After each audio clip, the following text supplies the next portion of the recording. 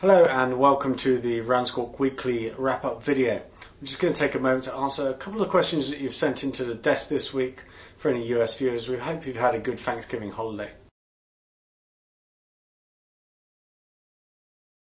So firstly, once again, we'd like to talk about the Eurozone situation.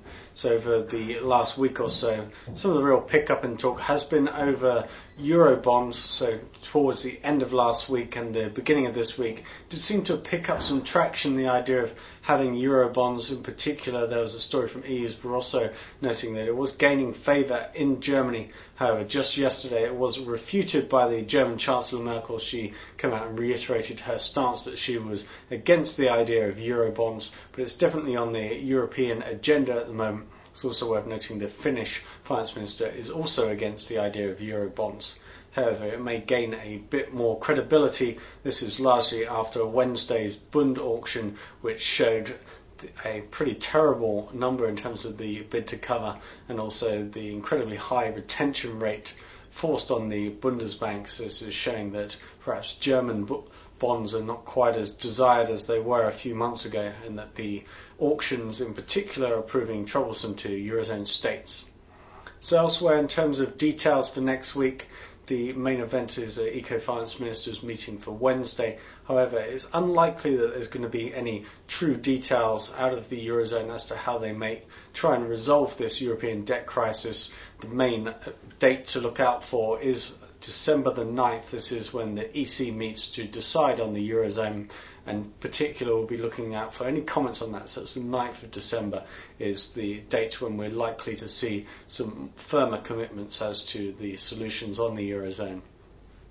Elsewhere, in terms of other European related news flow, out of Greece we had the opposition leader Samaras write a letter to the IMF stating his support for the austerity measures agreed regarding the Greek bailout. So it does seem more and more likely that Greece will get the sixth tranche of aid and they'll be able to keep their country solvent. Elsewhere, in terms of other events to look out for this week, on the 1st of December we do have Spanish and French auctions, so auctions have definitely been in key focus of late, so that's definitely something to look out for next week.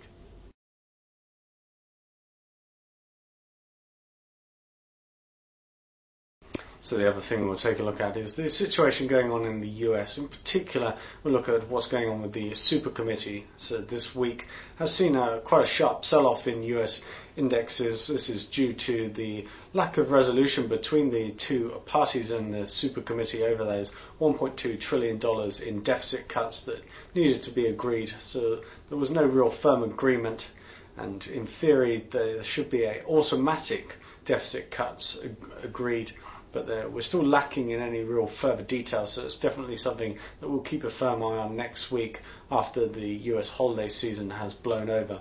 In terms of economic data next week, the key event will be Friday's non-farm payrolls.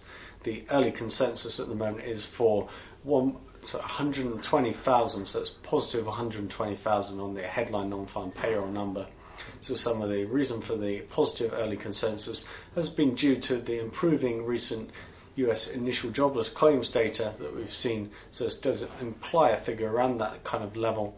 We also could potentially see the effects of some early seasonal hiring and the general stability in the US economic situation at the moment. The current trend for US economic data over the past month or so has been for some pretty positive figures, so that will be the real key piece of data that we'll look out for next week. So that's it from us for the week. I hope you've had a great week and a great holiday for US listeners, and we'll see you again Monday morning.